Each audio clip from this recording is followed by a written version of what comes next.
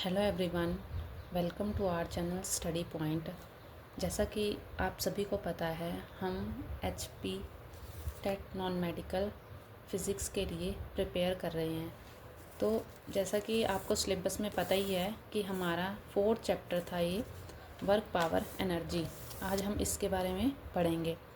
तो सबसे पहले हम देखेंगे कि वर्क क्या होता है।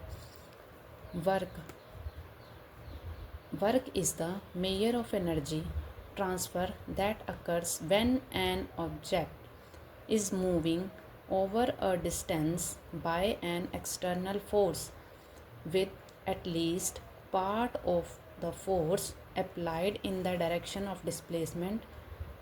अब ये तो डेफिनेशन है, हम सीधा बोल सकते हैं वर्क जो है वो एक तरह का एनर्जी का मेज़र है। मतलब जब हम सिंपल अगर लैंग्वेज में बोला जाए तो अगर कोई ऑब्जेक्ट है तो अगर उस पर हम कोई एक्सटर्नल फोर्स लगाते हैं तो वो अपनी जगह से डिस्प्लेस हो जाती है, मतलब अपनी जगह से स्थान बदल लेती है।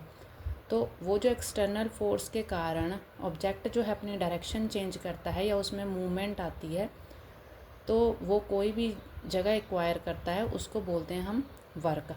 मतलब सीधी सी बात है, फोर्स लगाने पर अगर कोई वस्तु डिस्प्लेस होती है, अपना स्थान बदलती है, उसको बोलते हैं वर्क। वर्क को हम डिनोट करते हैं W के साथ। It is denoted bye W। अब वर्क होता क्या है? वर्क होता है फोर्स इनटू डिस्प्लेसमेंट।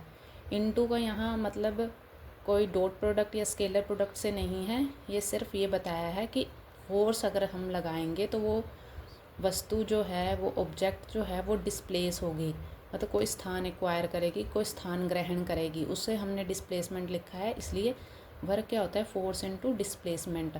फोर्स को F से डिनोट करते हैं, आपको पता है, और डिस्प्लेसमेंट को S से। W equals to F vector dot S vector.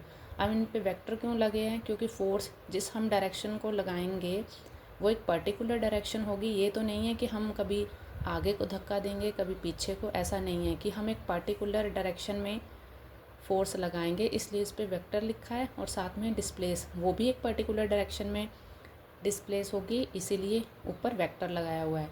तो F डॉट S। अब डॉट प्रोडक्ट आपको पता है वो कॉस थीटा में टूटता है, तो W equals to FS cos theta. W equals to work equals to FS cos theta. यहाँ पे थीटा क्या है? Angle between force and displacement. मतलब फोर्स और डिस्प्लेसमेंट में कौन सा एंगल बन रहा है, उसको हम थीटा से रिप्रेजेंट करेंगे। याद रखना, टेट नॉन मेडिकल में सीधे इससे डायरेक्ट क्वेश्चन पूछ लिए जाते हैं। नेक्स्ट है, work is the scalar product of force and displacement. जो वर्क है वो स्केलर प्रोडक्ट है फोर्स एंड डिस्प्लेसमेंट का। कि वर्क जो है वो एक स्केलर क्वांटिटी है, वो वेक्टर क्वांटिटी नहीं है। अदरवाइज़ ये तो हमें पता है कि निश्चित डायरेक्शन में होंगी दोनों चीज़ें, लेकिन जो वर्क होगा वो नहीं हमें पता, इसलिए इसे हम क्या बोलेंगे? एक scalar quantity. Work is a scalar quantity, यही लिखा गया है नेक्स्ट लाइन में। उससे आगे लिखा है work is measured in joule और न्यूटन मीटर। ये बहुत ही इम्पॉर्टेंट टर्म है, और सीधी भी क्वांटिटीज़ पूछ ली जाती हैं, सीधा भी मेज़र पूछ लिए जाते हैं टेट नॉन मेडिकल में कि वर्क इसमें मापा जाता है और इसकी क्वांटिटी, ये कौन सी क्वांटिटी है। तो वर्क को मेज़र किया जाता है जूल में और न्यूटन मीटर में। अब कुछ इम्पॉर्टेंट फैक्ट्स हैं जो पेपर में पूछे जाते हैं और मोस्टली जो स्टूडेंट्स हैं वो गलत करते हैं। अब ये देखो, इसने बोला है वर्क डन बाय कूली, मैंने यहाँ पे लिखा है W कूली। वो हमेशा क्या होता है? Work done by coolie which is equals to positive mgh। यहाँ पे m क्या है? मास, g क्या है? ग्रेविटी, h क्या है? हाइट। अब मान लो एक 10 kg की कोई बैग है या कोई वस्तु या कोई भी ऑब्जेक्ट है, अगर वो कूली जो है 1 मीटर हाइट पे अपने सर पे रख रहा है, तो वहाँ पे देखो, वहाँ पे मास भी है, ग्रेविटी भी लग रही है, ग्रेविटी का भी असर हो रहा है ना, एक्सेलरेशन ड्यू टू ग्रेविटी 10 में, और हाइट भी दे रखी है 1 मीटर। तो वहाँ पे जो वर्क डन होगा वो होगा 100 जूल। और एक चीज़ याद रखनी, जब फोर्स और डिस्प्लेसमेंट एक ही डायरेक्शन में हो। आपको पता है जब कोई भी एंगल जो है वो सेम डायरेक्शन में बन रहा हो, जैसे फोर्स और डिस्प्लेसमेंट मैंने बोला सेम ही डायरेक्शन में होंगे, तो वहाँ पे क्या होगा, कॉस जीरो। कॉस जीरो और कॉस जीरो क्या होता है 1, यानी मैक्सिमम, तो वहाँ पे मैक्सिमम वर्क डन होगा यानी 100 जूल। वैसे ही सेकंड केस है कि if coolie walks with bag then work done. अगर वो कूली बैग जो है लेके चल पड़ता है, अब देखो वो जैसे बैग लेके चला है, उसकी फ़ोर्स किधर को लग रही है, मतलब फ़ोर्स तो वो ऊपर को लगा रहा है बैग को उठाने के लिए, लेकिन डिस्प्लेस कहाँ हो रहा है, बैग के साथ कूली भी आगे को चल रहा है। तो यहाँ पे एंगल कितना आ जाएगा, एंगल में डिफरेंस आ जाएगा, क्योंकि फ़ोर्स इधर को लग रही है और उसका बैग ऊपर को फोर्स है, तो यहाँ पे एंगल बन रहा है 90 डिग्री। तो जैसे कि हमें पता है वर्क डन जो है एफ एस कॉस थीटा के इक्वल है, F S cos theta F S cos of 90 degree. हमें पता है कोस 90 डिग्री क्या होता है 0, तो यहाँ पे वर्क डन क्या हो गया 0। जब वो बैग उठा के सिर पे रखेगा तब तो मैक्सिमम वर्क डन होगा, लेकिन जब वो बैग के साथ चलना स्टार्ट करेगा तो क्या होगा, वहाँ पे वर्क डन 0 हो जाएगा। नेक्स्ट हम बात करेंगे एग्जाम्पल्स ऑफ वर्क की। एग्जाम्पल ऑफ वर्क, अब वर्क की क्या एग्जाम्पल हो सकती हैं, एक होता है positive work, negative work, zero work. Positive work, a person pushing a box across the floor, यानी force in the same direction as movement. मान लो फोर्स भी वहाँ पे लग रही है जहाँ पे आपका ऑब्जेक्ट जो है वो मूव कर रहा है, उसी को हम बोलेंगे पॉजिटिव वर्क। जहाँ पे फोर्स लग रही है वहाँ पे ऑब्जेक्ट मूव कर रहा है, जैसे किकिंग अ फुटबॉल को हम जैसे किक करेंगे वो उधर को ही भागेगी। थ्रोइंग ए स्टोन, जैसे पत्थर जहाँ को फेंका वो वहीं को जाएगा, इसे बोलेंगे पॉजिटिव। और नेगेटिव का इससे उल्टा होगा, जब आपकी फोर्स आप किस एक साइड लगा रहे हो और दूसरे साइड आपका वर्क डन हो रहा है, तो उसको बोलेंगे नेगेटिव। इसकी बेस्ट एग्जांपल जैसे फ्रिक्शन ऑन स्लाइडिंग ऑब्जेक्ट, जैसे फ्रिक्शन है, स्लाइडिंग ऑब्जेक्ट है, जब आप चलते हो आपका जो फुट है उसमें आपका जो पैर है, पैर में जो आपकी एड़ी है वो ज़मीन को धकेलते हुए आगे को हेल्प करता है कि वो आगे को मूव करे, और इसमें फ्रिक्शनल फोर्स दिखती है, वो आपका नेगेटिव वर्क होगा।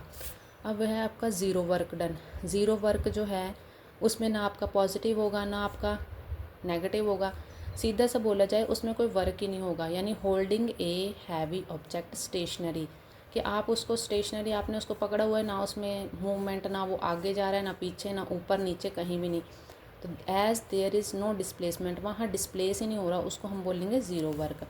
नेक्स्ट हम करेंगे पावर। अब पावर क्या होता है, पावर बोल रहा है the rate of work done bye an object is called its power, कि मतलब काम करने की गति, कि कोई जो काम है वो कितने समय में कितना काम किया जाता है उसको उसकी पावर बोलते हैं।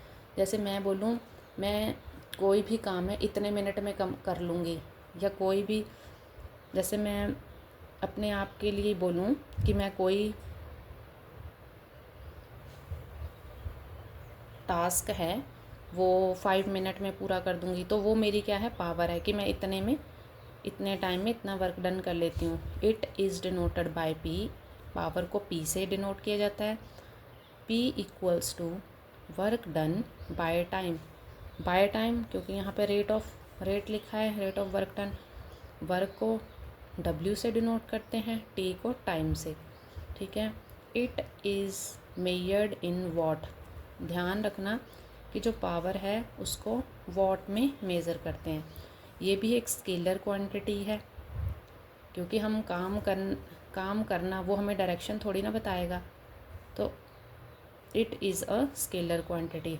अब पावर जो है उसको हम W/T लिखेंगे। हमने जैसे पीछे ही पढ़ा कि जैसे W है, वर्क को हम क्या करते हैं जूल में मेज़र करते हैं, टाइम हमें पता है एज़ यूजली सेकंड में मेजर होता है, तो 1 वॉट, क्योंकि पावर जो है वॉट के इक्वल होती है, 1 watt equals to 1 joule per second. ऐसे भी सीधा ही टेट नॉन मेडिकल में सीधे ऐसे क्वेश्चन पूछ लिए जाते हैं कि 1 वॉट इक्वल्स टू, कभी कभार वो सीधे आपको क्वांटिटीज़ या सीधे न्यूमेरिकल ना देके ऐसे भी पूछ सकते हैं, इसलिए आपको ये पता होना चाहिए बने कैसे हैं। Power equals to watt upon time. Definitions इतनी हमें लर्न नहीं करनी होती, लेकिन हमें थोड़ा बहुत आइडिया होना चाहिए कि आखिर बोला क्या गया है डेफिनेशंस में। चाहे आप उसको सिंपल वे में याद रखो, बट कंसेप्ट क्लैरिटी ज़रूरी होती है। 1 watt equals to 1 joule per second. Most important question है आपका, 1 horse power equals to 746 watt. कोई ऐसा फिज़िक्स का एग्ज़ाम नहीं होगा जिसमें ऐसा क्वेश्चन ना पूछा गया हो कि 1 हॉर्स पावर, और पता नहीं ये टेट में भी कितनी बार रिपीट किया हुआ ये क्वेश्चन कि 1 हॉर्स पावर जो है 746 वॉट के इक्वल होती है। नेक्स्ट हम देखेंगे एनर्जी के बारे में पढ़ेंगे। अब एनर्जी क्या होती है? एनर्जी मैंने सिंपल लैंग्वेज में लिखा है, capacity to do work by an object. किसी ऑब्जेक्ट के द्वारा काम करने की क्षमता को एनर्जी कहते हैं। एनर्जी को भी मेज़र करते हैं जूल में, ठीक है। ये भी एक स्केलर क्वांटिटी है। याद रखना, वर्क और एनर्जी दोनों को ही जूल में मेजर करते हैं, दोनों ही स्केलर क्वांटिटीज़ हैं। पावर को वॉट में मेजर करते हैं और उसको वो भी एक स्केलर क्वांटिटी है। अब एनर्जी के type, kinetic energy, potential energy. मैंने 2 मेंशन करी हैं यहाँ पे। काइनेटिक एनर्जी हमेशा, काइनेटिक एनर्जी जैसा कि आपको पता भी होगा कि जो काइनेटिक एनर्जी है वो मोशन से रिलेटेड होती है।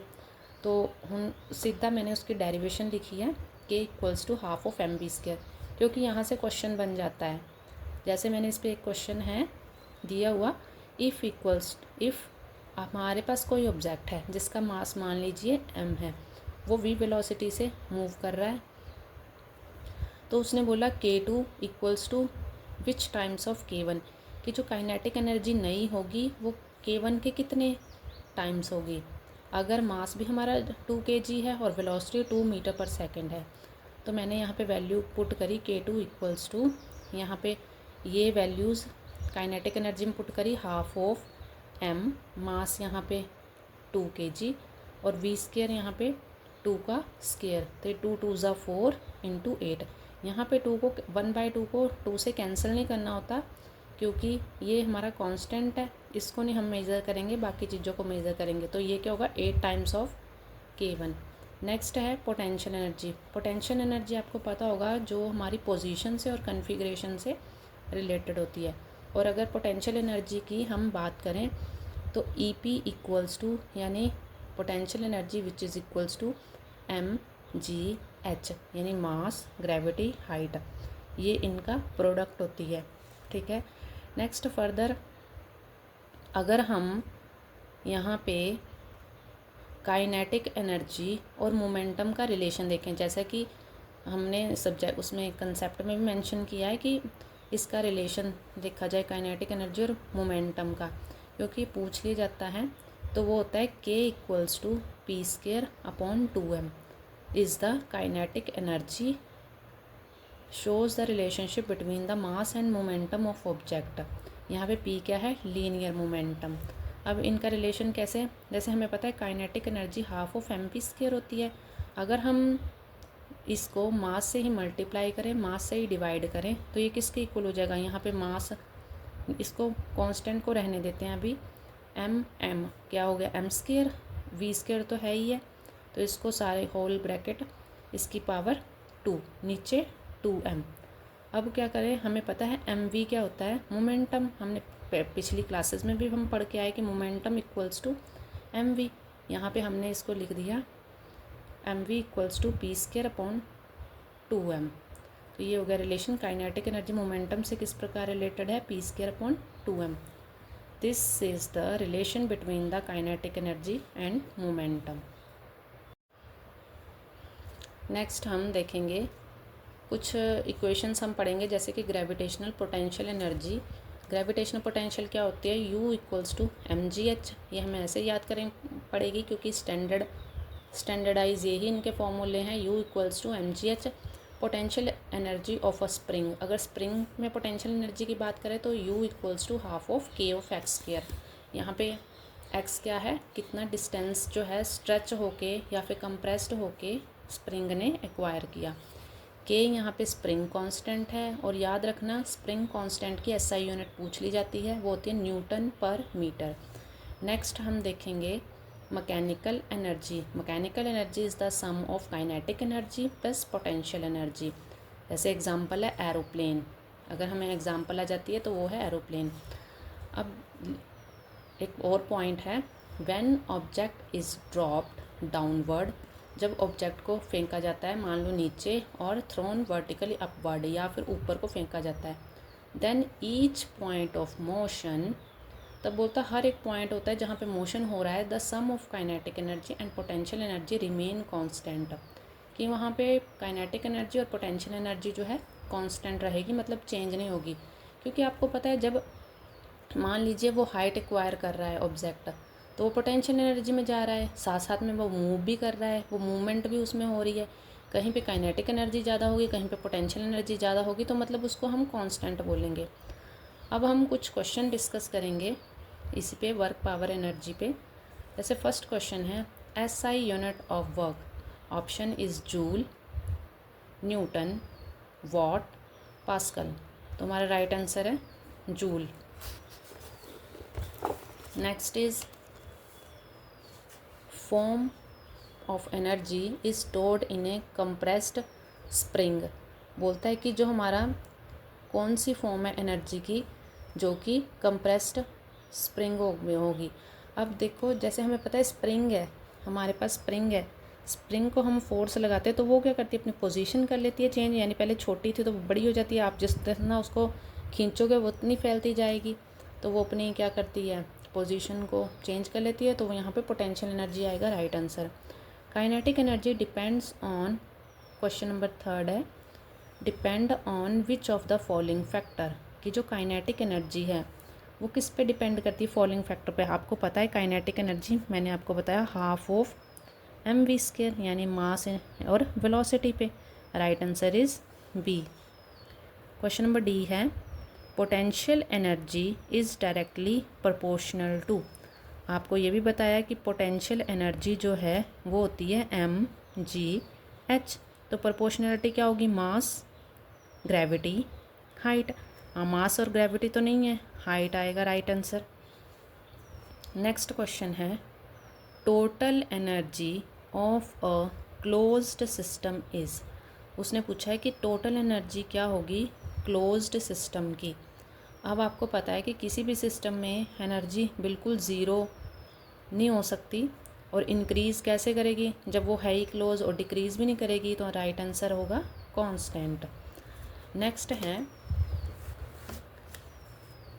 Which is the example of mechanical energy. मैंने आपको पहले भी बताया कि mechanical energy is the sum of kinetic energy plus potential energy. यहाँ चेक करते हैं, sound energy, light energy, thermal energy, kinetic energy. तो यहाँ पे काइनेटिक एनर्जी है, बाकी तो नहीं कोई मैच हो रहा, तो यहाँ पे राइट आंसर है काइनेटिक एनर्जी। नेक्स्ट हम देखेंगे,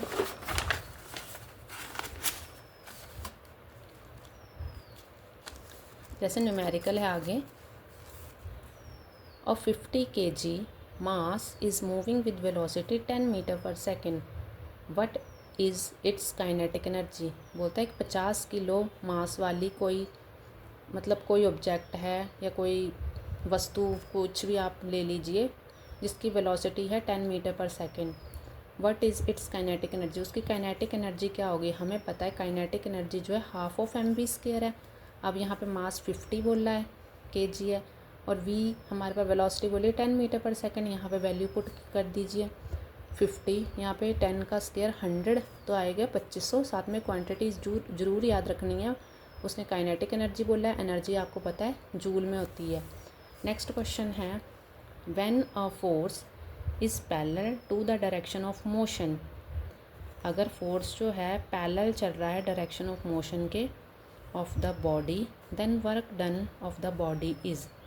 बोलता है कि जब हमारी फोर्स पैरेलल चल रही है डायरेक्शन ऑफ मोशन के, then work done of the body is, तो आएगा ये मैक्सिमम वर्क डन आएगा, क्योंकि पॉजिटिव होगा तो वो मैक्सिमम होगा। नेक्स्ट है, एनर्जी रिलीज फ्रॉम द सन। ये भी इम्पॉर्टेंट क्वेश्चन है। कई बार पूछ लिया जाता है ये। एनर्जी रिलीज फ्रॉम द सन, ये होता है न्यूक्लियर फ्यूज़न।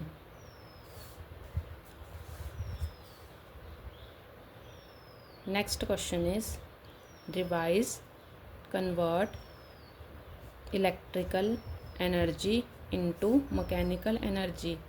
इलेक्ट्रिकल एनर्जी को मैकेनिकल एनर्जी में कौन सा डिवाइस जो है कन्वर्ट करता है इनमें से? Option A generator, transformer, motor या फिर battery. Right answer is motor. And last question is important question भी है। इसने बोला है रीन्यूएबल एनर्जी, तो हमारे पास रीन्यूएबल एनर्जी जो होती है वो होती है सोलर एनर्जी। तो आई होप यू गाइज़ आपको ये सेशन पसंद आया होगा और कॉन्सेप्ट अच्छे से समझ आया होगा। Thank you.